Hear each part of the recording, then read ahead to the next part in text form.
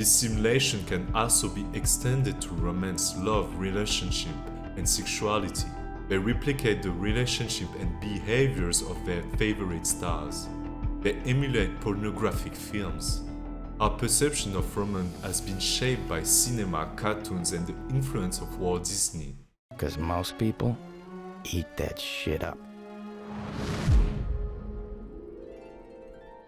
The pretty woman, the pretty man, love at first sight, the first kiss, the breakup, the makeup, the expensive wedding, and they drive off into the sunset. Everyone knows it's fake, but they watch it like it's real fucking life.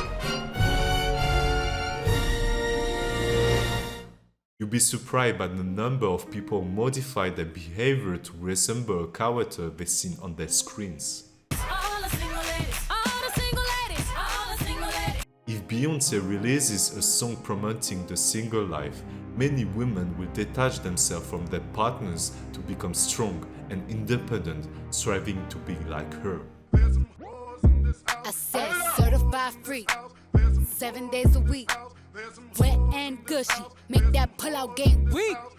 If Cardi B promotes promiscuity, many women will indulge in casual encounters inspired by her. It gives us an idea of how much simulation has taken over.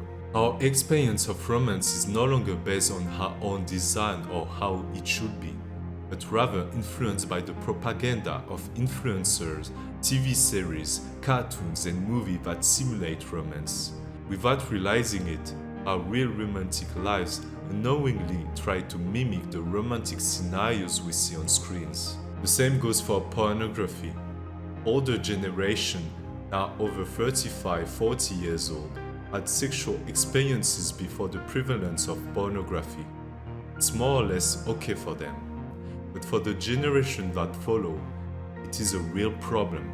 They encounter pornography before experiencing real sexual relationship.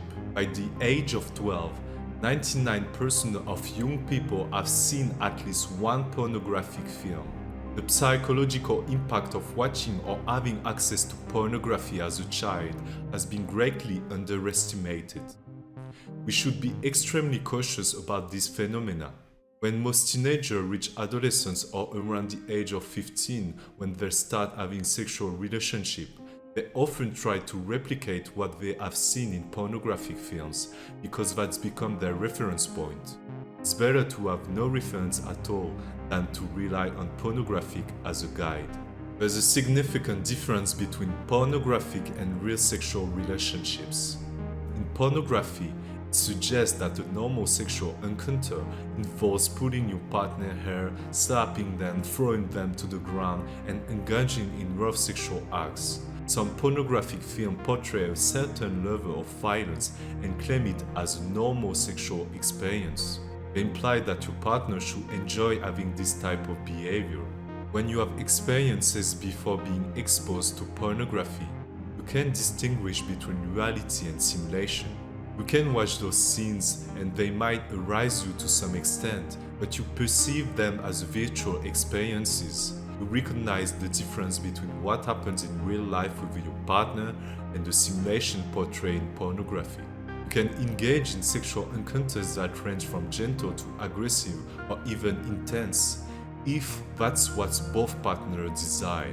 It's a gradual exploration of each other's sexuality. Little by little you discover whether she enjoys being spanked or not. Every woman is different. Some don't like it at all, while others are the opposite. One partner can genuinely like intense sex. When you move on to another partner, it may be completely different. You give her a light tap on the bum, she might not appreciate it. Depends. That's when you learn to adjust and adapt. It's the reality of sexuality. You try to understand and explore each other's bodies, discovering what they like or dislike. That's how mutual pleasure is achieved. The other person also learns what you enjoy. In pornography, there's no room for such understanding. The question of what the other person likes, desires, or what brings pleasure to both partners doesn't exist. In pornography, there's a script, a scenario, and a simulation. The concept of code always arises. There's a code that dictates how a sexual encounter should unfold. Consequently, countless young people who have grown up with pornography unknowingly no longer engage in real sexual experiences. They unknowingly engage in simulations. During the act, they recall scenes from the numerous films they watch and worry about their performance. Many men today prioritize performance, but it's irrelevant. It has nothing to do with the essence of sex. It's not about performing like in high-level sports. The issue with pornography is that it transforms sexuality into a competitive sport where performance becomes crucial. It falsely implies that having a large penis is necessary to satisfy women, but that's not the case at all. There's an ideal size, and it's more about how you use it rather than its sheer magnitude. It's much more nuanced than simply having a big penis penetrating a vagina. And of course, women in pornography screams and moan. However, in real life, you discover that some women are vocal while others are not, even if they experience immense pleasure. Some women naturally prefer to remain silent. Yet when people have been influenced by porn, the woman doesn't scream, particularly as depicted in American films where screaming is prevalent. Even young American women who don't need or want to scream still do it because they've been conditioned by porn. They feel compelled to scream excessively to make it appear as though they experience pleasure. This disconnects us from reality to a great extent. In today's context, both men and women engage in simulation during sexual encounters. Thus, today's sexual encounters involve men simulating, women simulating, and all of this become a massive simulation, as Baudrillard explained in his book. Sexuality has become a simulation. Seduction has transformed into a simulation, and even romance has succumbed to this simulated facade. As a collective, we strive to imitate what we have witnessed elsewhere.